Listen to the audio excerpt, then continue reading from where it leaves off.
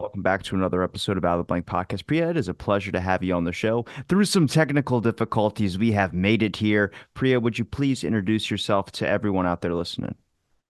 Yes, of course. Well, good morning, Robbie. My name is Priya, and I'm from British Columbia, Canada. Um, and I am a disability rights advocate from British Columbia. I'm visually impaired and I have cerebral palsy. I've been a disability advocate for as long as I can remember, ever since I was 10, I believe. And yeah, I've heard about the Judge Rotenberg Center in 2019, and I decided to help out with the Stop Vision Out Coalition. And well, the rest is history.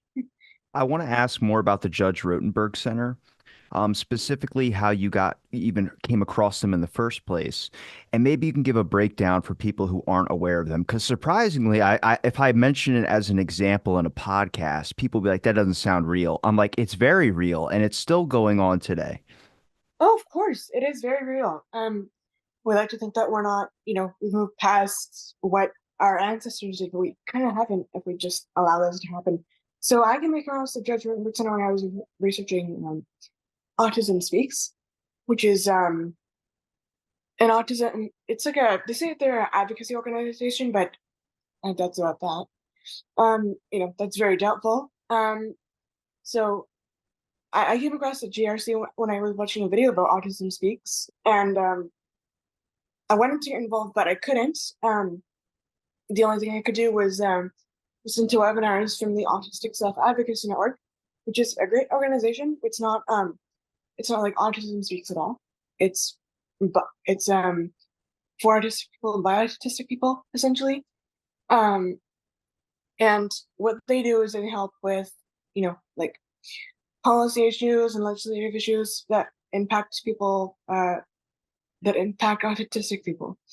Um, and if you don't know what the Judge Rotenberg Center is, it is a center in Canton, Massachusetts, which gives painful skin shocks to, I think it was 53, 55 people with intellectual disabilities, adults and children alike. Um, well, it used to give them to children, but now it's only with adults, but the number should be zero. Agreed. But it's not just shocks that they do there; they do other things too. Right. So I've heard about so aversives generally include withholding food, withholding the bathroom, um, giving painful, stimuli, and a couple more than I can't really list off. But yeah, they used to also pinch people like in the most painful places, Yeah. their residents. Um, they would spray them with water, or give them like it's an aerosol can, but it's like air in it, and I think, and that would have been, that was screwed up to say the least. They would also use sensory deprivation on their students. One of them actually only died from that. That was long ago. I'd like to think 1980s, but I could be wrong. So please fact check me. um, but yeah, that was one of the that was only a few of the things that they've done so far. The founder, Matthew Israel, had a couple of patients. One was a schizophrenic, and one was a 3-year-old child, I believe, with behavioral issues. And from accounts I read, he would slap that child whenever she was misbehaving, and he would, it was essentially aversive, kind of like what uh, it's kind of like what it's what they used to do. So back then, I believe it was called the Behavior Research Institute, and that was located in Rhode Island. Of course, Rhode Island did the same thing that Massachusetts isn't doing, and they suspended their. They said, "Hey, you can't do this," so they moved down to California. Um, and then California, and then California uh, did the same thing after they you know California didn't want them there because of the reasons Yeah. I mentioned above. And then they moved to Massachusetts, and they've been operating in Massachusetts ever since. Um, the center itself is under the protection of a 36-year-old consent decree which has been in place ever since it was entered. So no one's been no one's really yeah, no one's really fought it. But the state agencies that previously fought it have moved for the consent decree to be terminated without success. So unfortunately, no one's been able to stop it, the consent decree. Otherwise, it would have stopped the center from operating. That's the only reason. That's the only thing that's keeping it operating. It's also, and may I remind you, the only facility in the country that uses skin shocks and aversives on its residents. There are many, many, many, many different options that have positive success stories. There's many positive therapies out there. It doesn't the parents that that have their kids in the center think that in a way I guess it's kind of a cult, because they think that if the center closes down, then my kid has nothing else left. Like, they literally think there are no other options, and the center is their only option.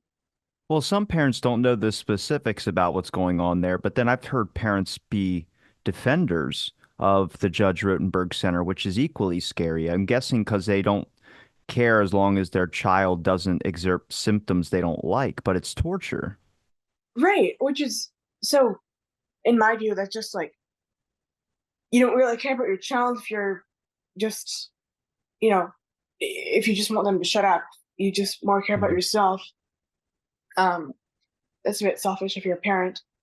But yeah, I think so. Parents like Andre McCollins are, if you're a parent and you're thinking about admitting your child to the center, I think what you should do is listen to Cheryl McCollins. So Andre McCollins is an autistic person from New York City.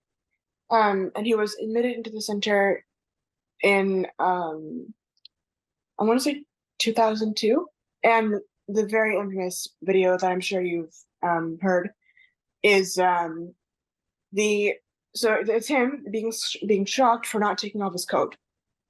And when Cheryl got him from that center on the day that she heard that, he was given 31. It was 31 skin shocks. Um, she rushed him to the hospital. They treated him for burns because previously, what the Judge Rotenberg Center would do is that they would hide the injuries from the GED from the parents, and that would, so by wearing long sleeve clothing, or basically anything that would hide the injuries, and they would, um, probably be feeding the child as if they were at home. So probably like that the parents couldn't, they couldn't See that their child was being abused. abused, right? See the child abuse that was going on right under their noses. Um, so yeah, that was one of the things they did. So I think, oh yeah, and here's some other heartbreaking news. Sorry about that. They were admitting, so they just started admitting children who are in foster care. So mind you, these are kids who've already been abused, and they're admitting them to the center. Just imagine that for a moment. They're admitting foster kids. The state of Massachusetts is thinking like, oh, hey, this is safe. And they're admitting foster kids to the center. Now, do these kids not have homes, so are they in foster homes already? Um, I don't know the specifics, but Because already as a foster parent, you're already being questioned with guardianship all the time when it comes up to matters. So when you're talking about signing your rights away to a center to be able to treat your kid, I mean, the regular parents, the actual birth parents, don't even really have full rights to their kid anymore once they sign their kid away to the center. well, no, because they don't have a. I mean, I don't know how it works down there in the States, but here in Canada, here in British Columbia, we have the Ministry of Family Development. Um, they're kind of our version of CPS. And they try and, if they can, reunite the children with the families. Um, you know, it's a slow process, I'm sure, but they should try and reunite the kids with their families.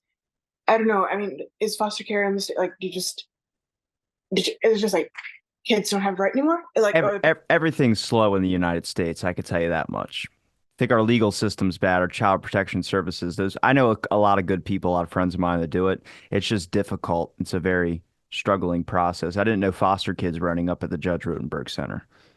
oh yeah, no, I've heard that they are. So this means that the Judge Rotenberg Center has state funding, so it's a designated as a nonprofit, so 501(c)(3), I believe is the nonprofit status. So they're designated as that in the state, and then so they don't pay taxes.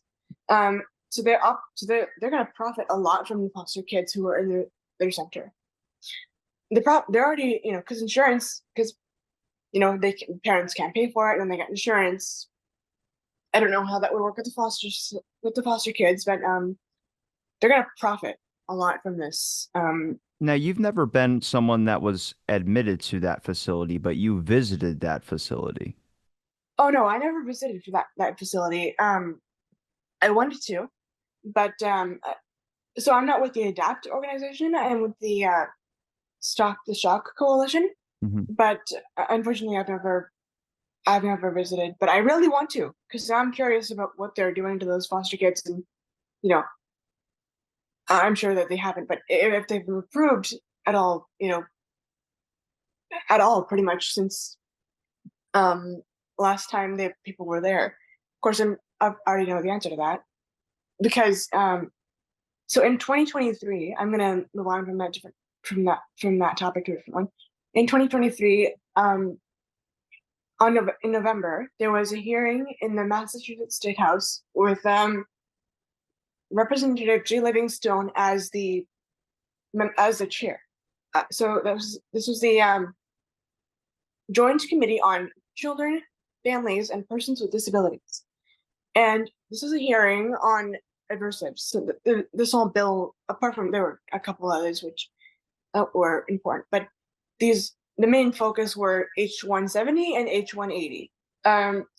So H-170 was the bill that would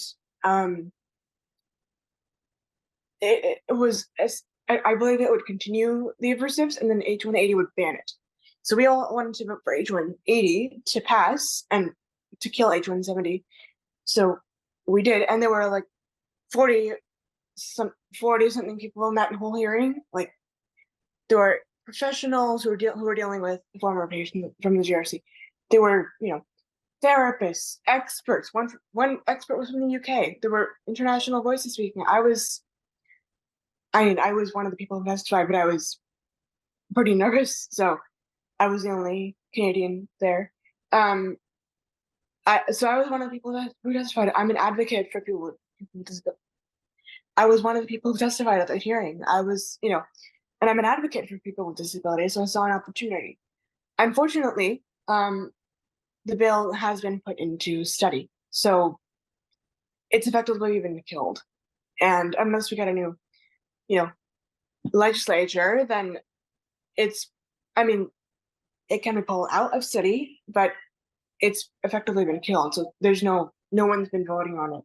Well, can I ask you, based on all these centers that are available, some that are unknown to a lot of people and some that are known, I mean, based on your experience and your fight kind of with stopping the shock, I mean, you must have learned about multiple institutions that do they have anything similar to the Judge Rotenberg Center? Like, is just something that has been Not at all. Not at okay? all. So, I've looked at many different centers, and none of them have the ones that I've looked at. None of them have remotely similar things to what the Judge Rotenberg Center does. It's there's play therapy, there's cognitive behavioral therapy, there's talk therapy, there's many other different therapies that you can use if your child is misbehaving.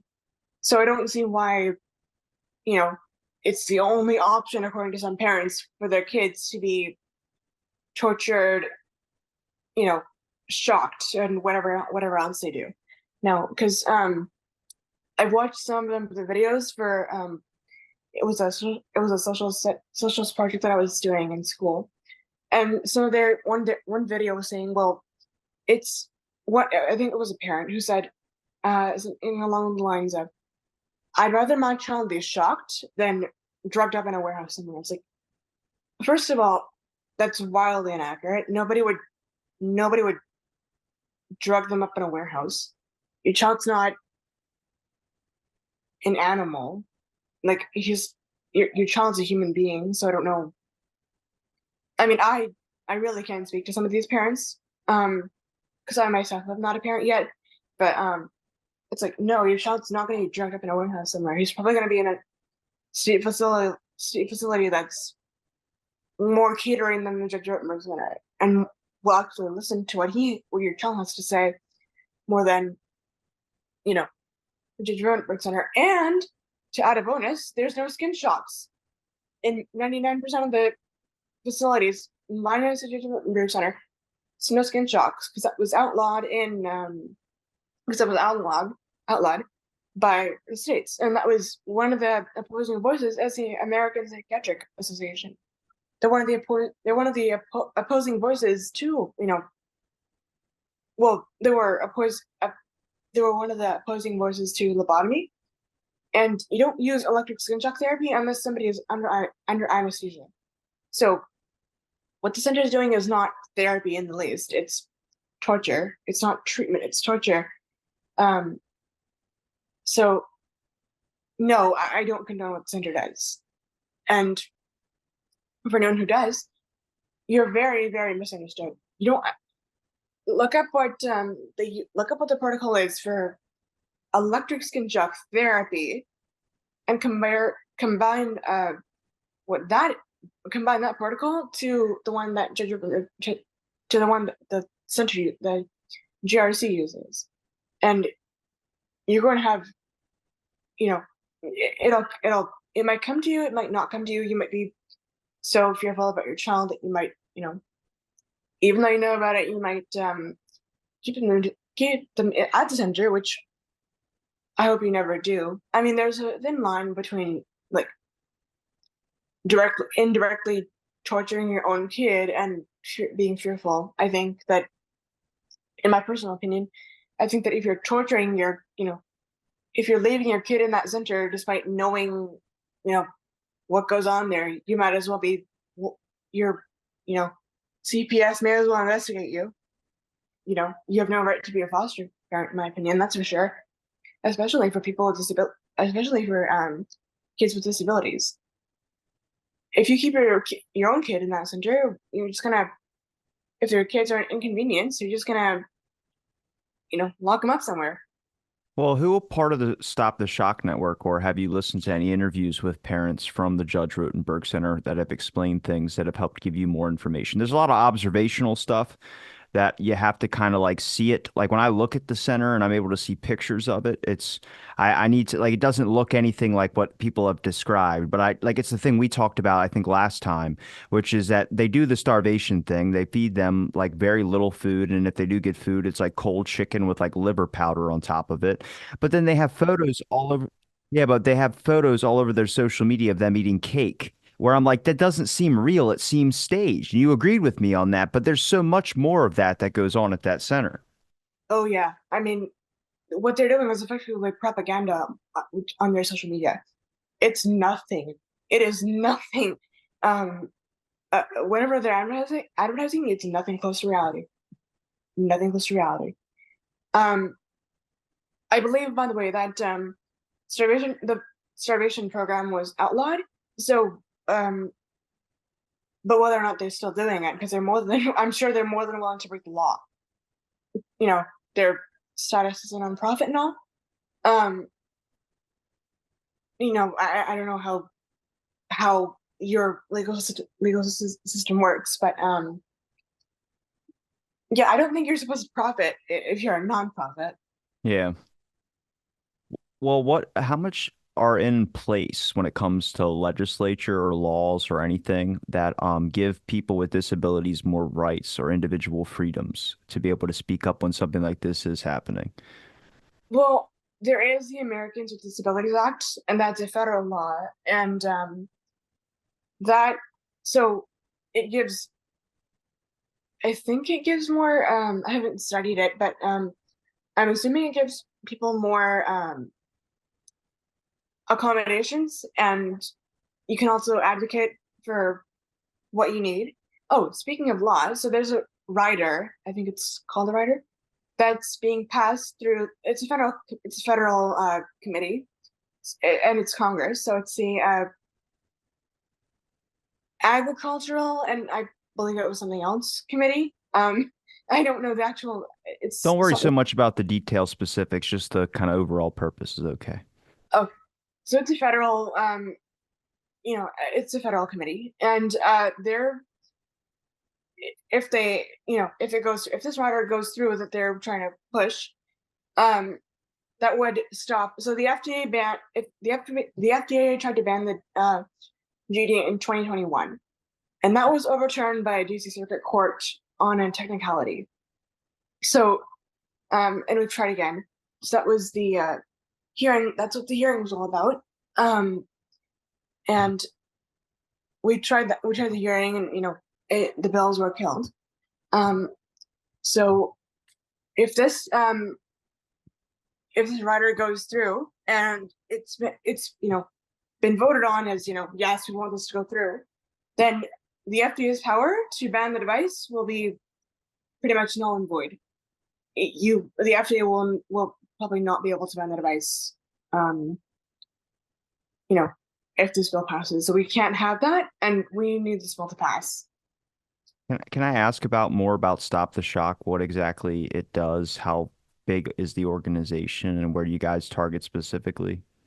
So we mostly target, and please fact check this if I'm wrong, but we mostly target like the state agencies, and we do, there's an event coming up on July 27th, which we will um, lobby, which unfortunately I won't be able to go there because I'm on the other side of the world. But so we're going to be protesting outside.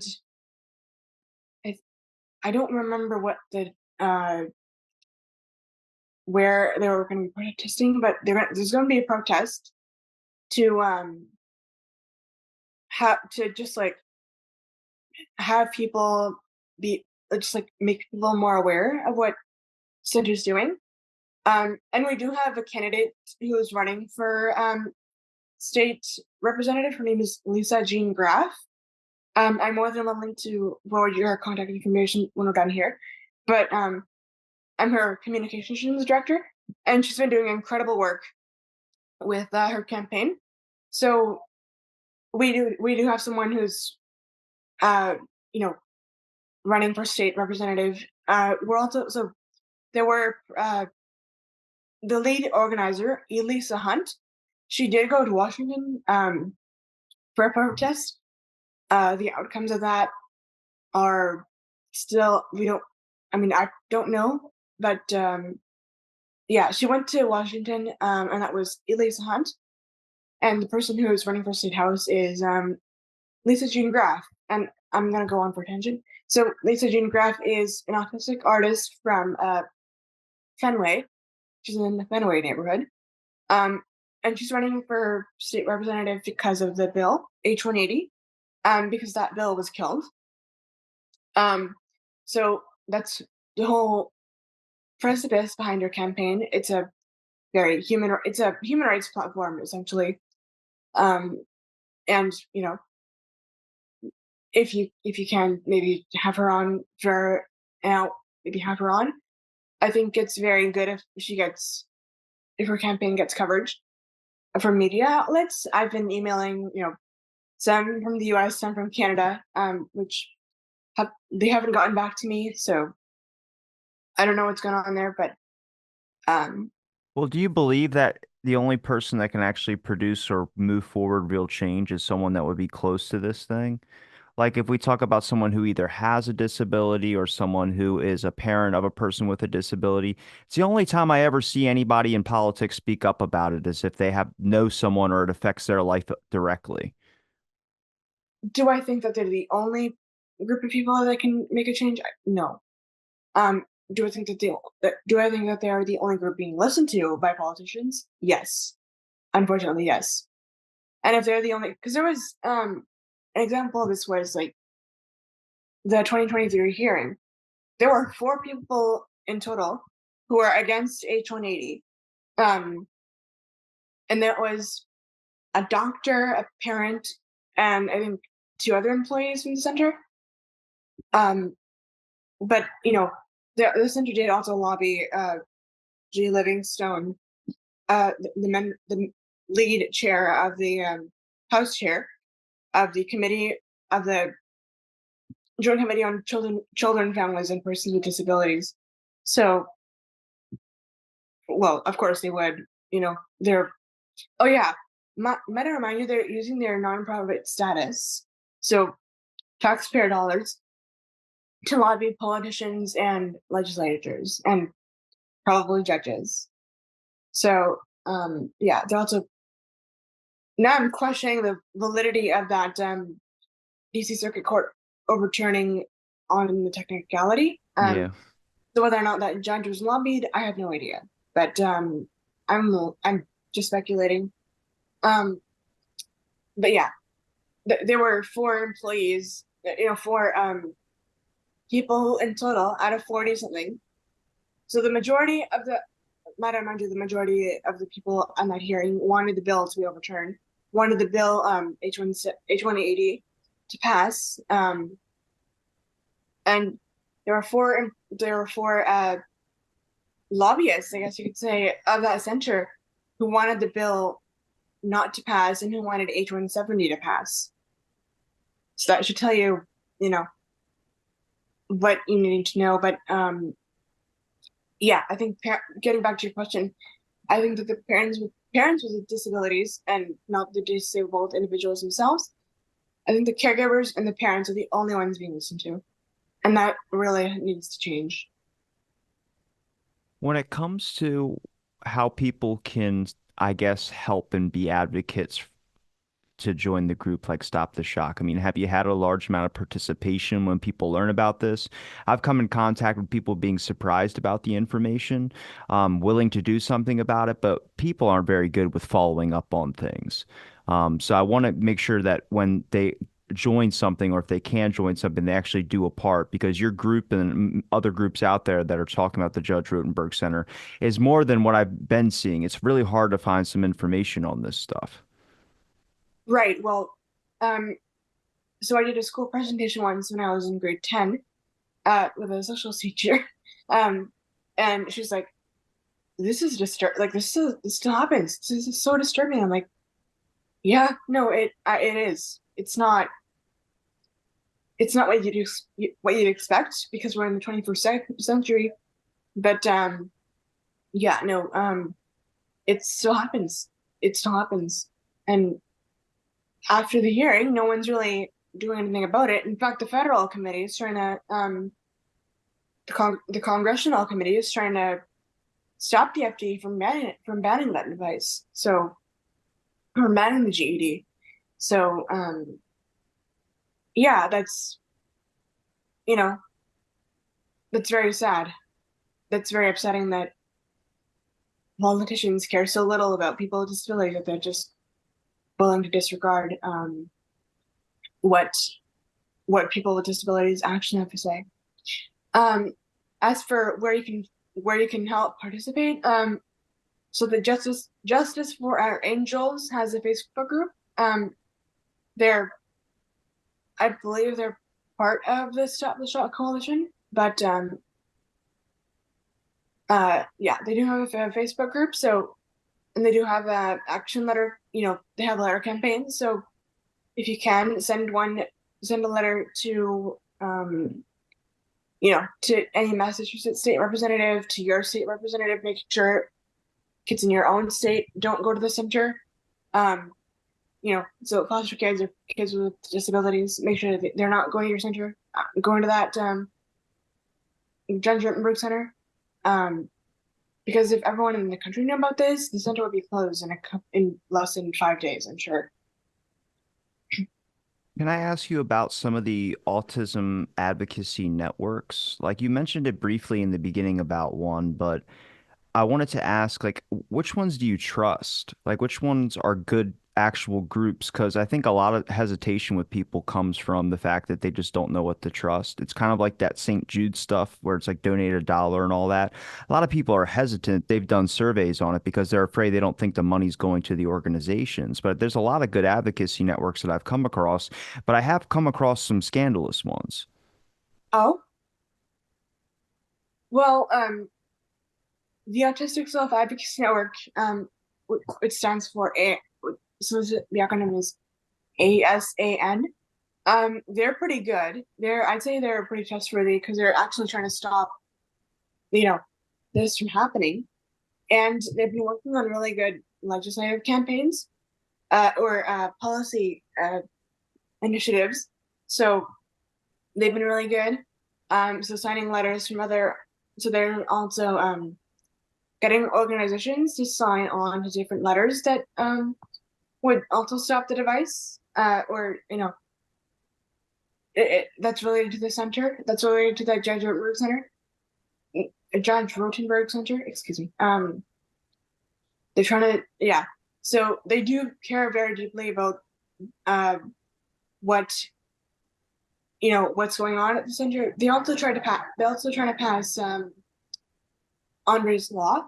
So that's a law in the New York Senate, which would ban kids from New York from going to that center. Kids from New York City to, yeah, I think kids from New York to go to that. So it would ban kids from New York from going to that center.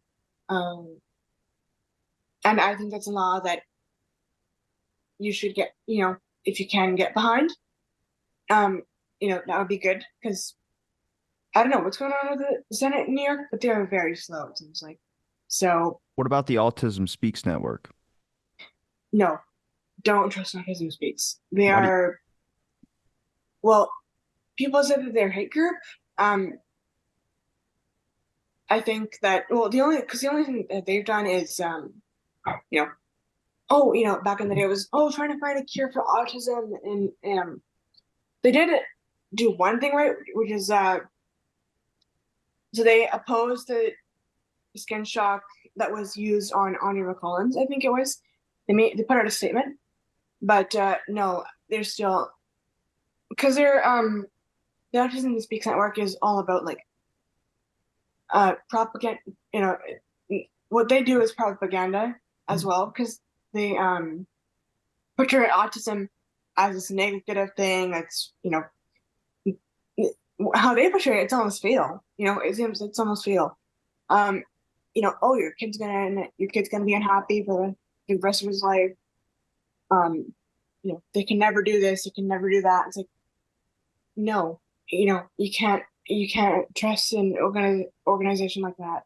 Um, so yeah, Autism Speaks, I wouldn't recommend trusting them. So far, the only good organization that I've come across is the Autistic Self Advocacy Network. And I mean, I'm more than willing to look into more organizations, but that's the only one for now that's actually trustworthy, in my opinion. Now, besides the Judge Rotenberg Center, what other places have like the self autism advocacy network focused on? I've seen a lot of their publishings on things, and I think they do a pretty good job. Well, I'd say don't believe whatever the center is publishing, because that's mostly propaganda as well. But Wait, the self autism advocacy network? oh no, the Autistic Self Advocacy. Oh no, they're good. Okay, So all right. yeah, the so the Autistic Self Advocacy Network. They're the one. They're good. You can trust them. Um, so you're asking if there's anything. Yeah, if there's anything that they publish or anything that they focus on besides the Judge Rotenberg Center that would be very beneficial for anybody out there to be able to look up some important articles to get behind some advocacy. What? So they are.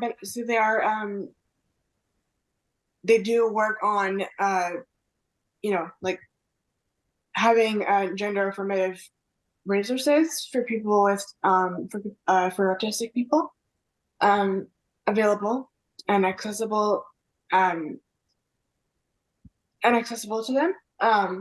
They're also working on voter guides and how to, how people with disabilities can vote. Um, many, many things that I can't list off right now, but it's one of the main, that's just a couple of the main things that they work on.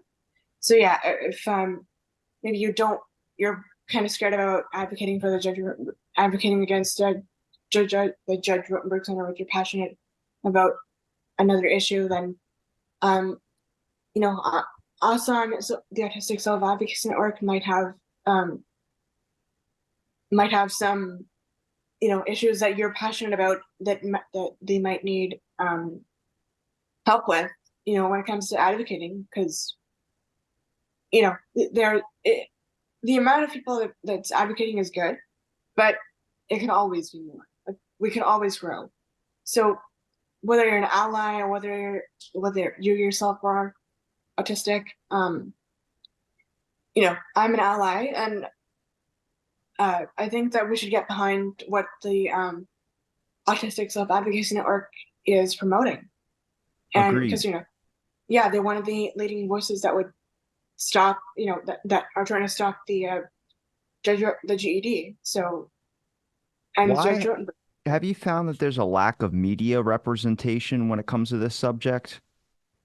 Oh yes, yes. The only media outlets that I know that that I've seen that have covered the Judge Rotenberg Center are the media. So the media outlets that I've seen are the Boston Globe, which published a spotlight report.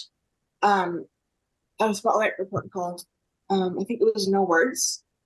Um, so and Mike Bodett from Channel Five from Channel Five Boston, um, and possibly The Guardian, and that's about it that I know of. So we really don't have too much media representation. Um, Why do you think there's so much neglect on the media representation? well, it's either not a news story or How is shocking people is a news story? Torture is a news story, but they don't want to pick up on it. right, because I don't.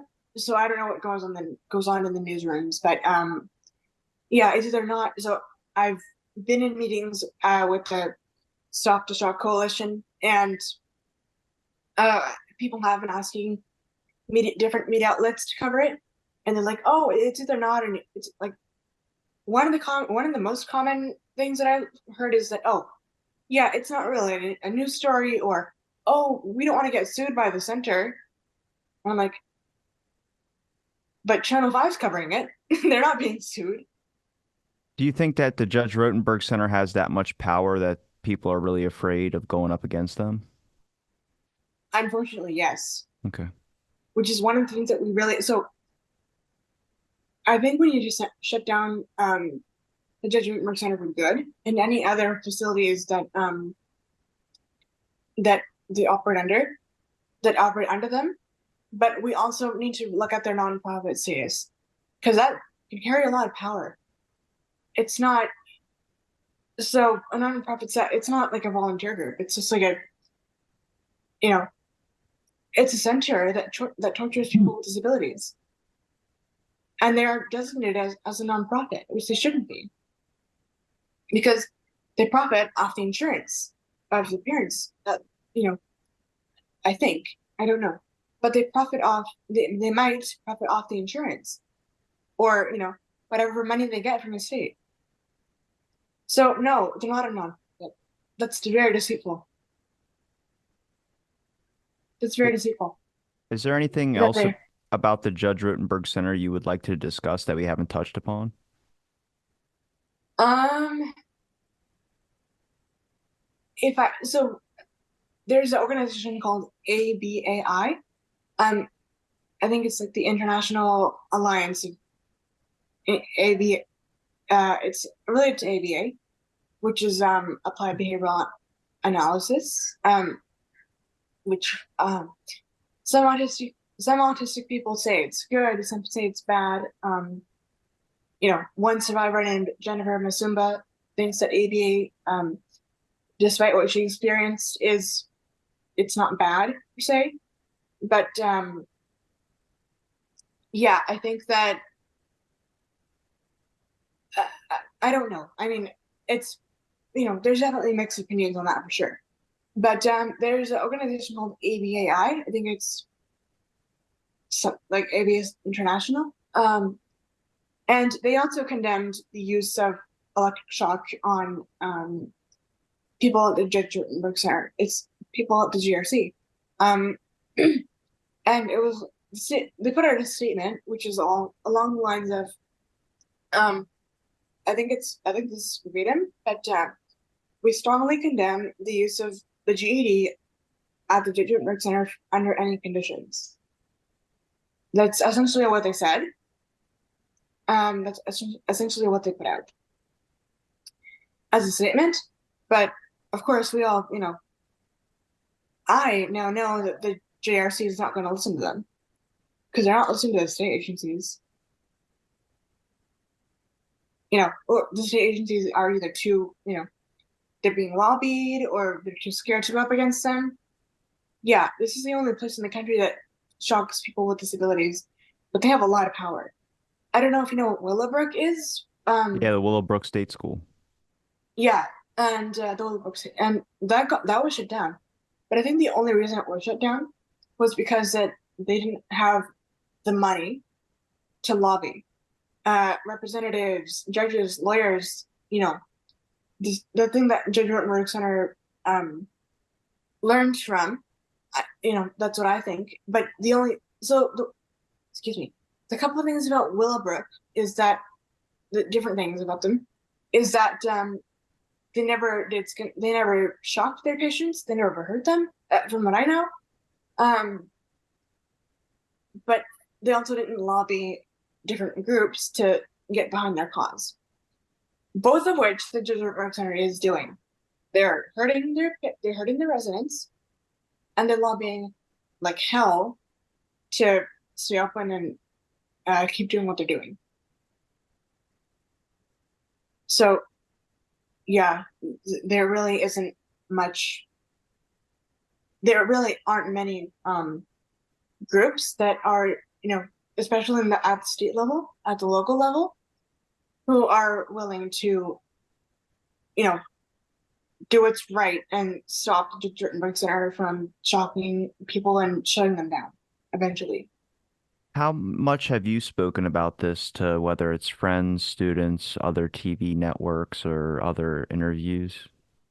I've spoken about it to friends mostly. I haven't done this is my first like interview with a media outlet, but yeah, it's mostly been friends and teachers. Are they shocked when they figure out, maybe bad choice of words there, but are they surprised when they hear about what's going on at the center?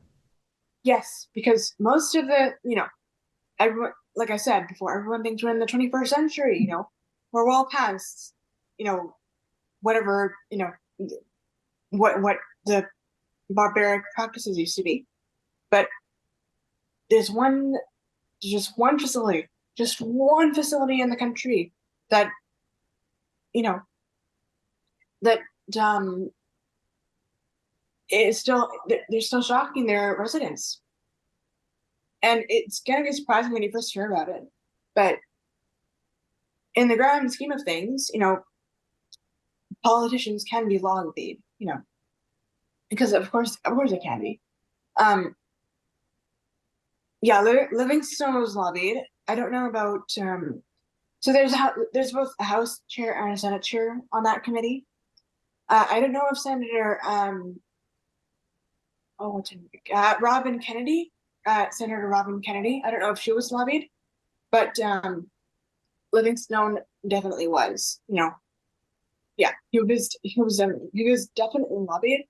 Otherwise, he wouldn't have been here. Otherwise, I don't think he would have made the decision that he did to kill the bill.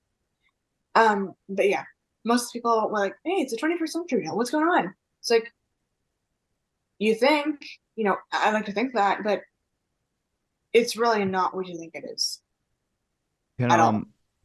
where can people sign a petition or get behind the Stop the Shock movement?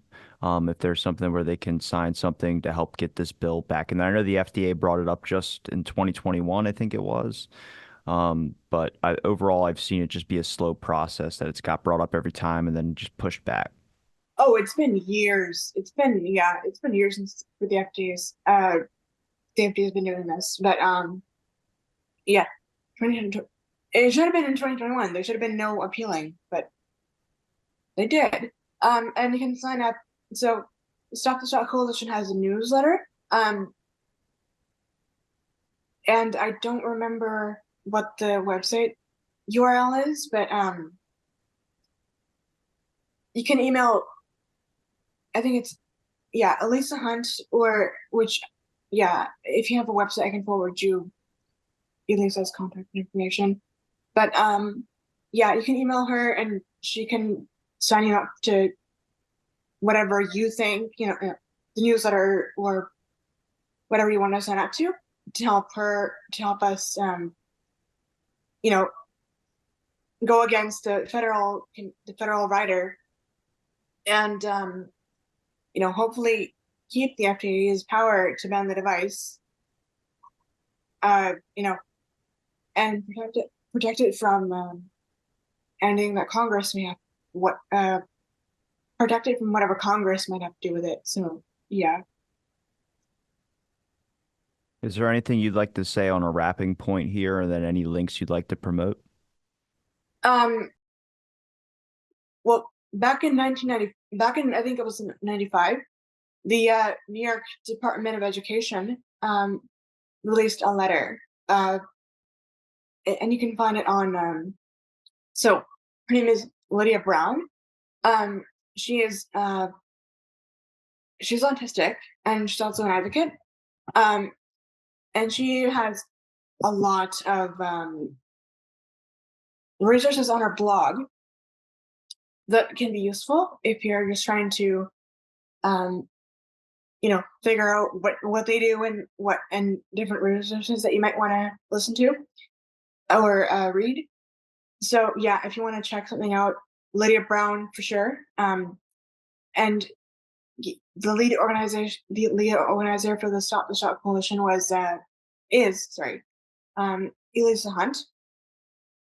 Elisa Hunt. So yeah, and get behind the Autistic Self Advocacy Network's initiatives if you can, if you're passionate about them. That would be nice if you can. But yeah, that's pretty much all I have to say too. And hopefully we can get this whenever Lisa Jean Graff is whenever she gets in the office, which is so her campaign's done at the end of her campaign's done, sorry, not at the end of, but on September 4th or 3rd. Yeah, on September 3rd. And support her campaign as well for state legislature or state representative. Um, those are only a couple of things that I can list off right now, but that's you know some of the main things that I would really recommend that even if you're passionate about and you're in the states, that's something that you can do. You can donate to Lisa's campaign, Lisa Jean Graff's campaign. Follow her on Twitter. I think that's Lisa_Jean_Graff. I think that's what her username is. Don't quote me on that. But yeah, that's some of the main things that you can do to help us in this fight against those and the shopping of people with disabilities. I will make sure I link all those links in the description, any other ones I will find. I really appreciate you giving me the time to speak about this. I know it's kind of a sensitive subject, but I know you're passionate about it. I'm going to continue to try and talk about it and things where I can and interview people where I can about the subject even deeper. But I do appreciate you coming on here and being able to express how you feel and what you know about the center and also what you're doing where it comes to autism advocacy. I'm going to make sure I link those links in the description. Thanks everybody for listening to this episode of Out of the Blank. Stay tuned for our next episode.